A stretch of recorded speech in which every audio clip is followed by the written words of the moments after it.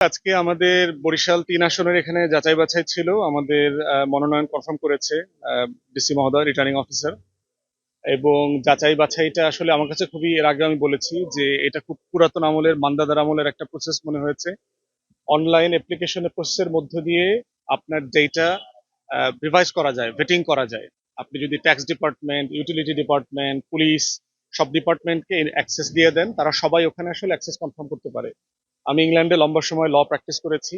আমি সেখানে জানি যে অনলাইন ভেটিংটা কিভাবে হয়। এই প্রসেসের সাথে আমরা আরো ২০-২৫ বছর আগে থেকে পরিচিত, সারা দুনিয়াতে আছে।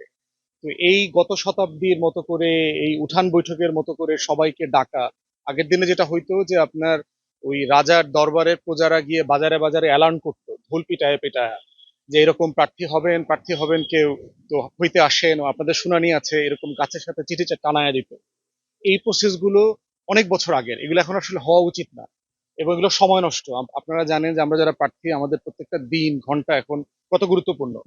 তো এগুলোকে আধুনিকায়ন করা দরকার, তথ্য প্রযুক্তি বান্ধব করা দরকার। এবং এই মান্দাদার আমলের এই গণ শুনানি, এখানে দেখবেন পুরো হাট বসছে।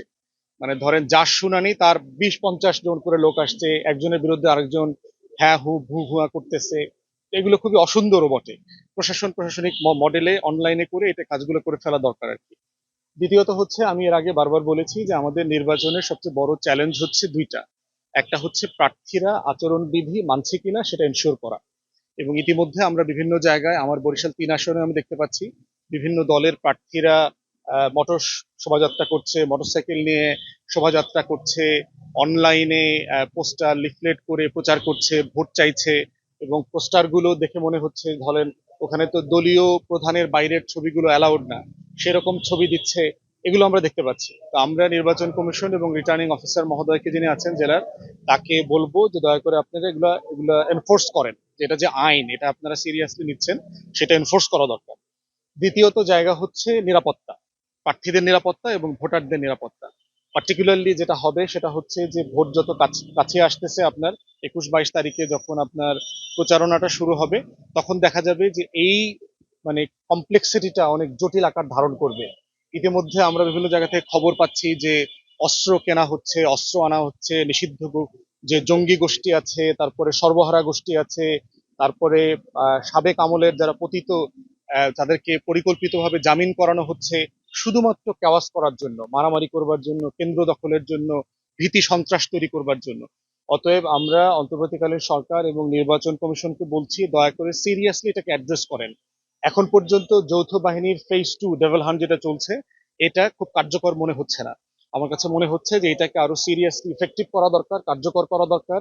যারা ট্রাবল মেকার আছে, গোয়েন্দা তথ্যের উপর ভিত্তি করে তাদেরকে বিশেষ ক্ষমতা আইনে প্রয়োজনে ১-২ মাসের জন্য গ্রেফতার করা দরকার। তাহলেই দেখবেন যে এলাকাতে ভোটাররা নিরাপদে ভোট দেওয়ার পরিবেশ তৈরি হবে, প্রচারণা নিরাপদে করবার পরিবেশ তৈরি হবে। সেই পরিবেশটা মাঠ পর্যায়ে এখনো আমরা দেখতে পাচ্ছি না। ভোটাররা এখনো শঙ্কার ভিতরে আছেন, ভয়ের মধ্যে আছেন। এবং থানায় থানায় বিভিন্ন দল এবং গ্রুপের লোকদের তালিকা দেওয়া হচ্ছে মিথ্যা মামলার জন্য, যে আপনার ৩ সপ্তাহের জন্য তাকে একটা মিথ্যা মামলায়, অজ্ঞাতনামা মামলায় ফাঁসায় দিয়ে এলাকা ছাড়া করা। তাহলে যেটা হচ্ছে, বিরোধী দলের প্রার্থী যে কম্পিটিটর আছে, প্রতিদ্বন্দ্বী আছে, তার ক্যাম্পেইনটা দুর্বল হয়ে যাবে। মানে এগুলো হচ্ছে গত শতাব্দীর সেই যে নোংরা রাজনৈতিক বন্দোবস্ত চিন্তাগুলো। আমরা চাই যে একটা সুস্থ প্রতিযোগিতামূলক নির্বাচন, যেখানে সবাই মেধার ভিত্তিতে, যোগ্যতার ভিত্তিতে ক্যাম্পেইন করবেন, নিরাপদে করবেন, ভোটাররা নিরাপদে ভোট দেবেন।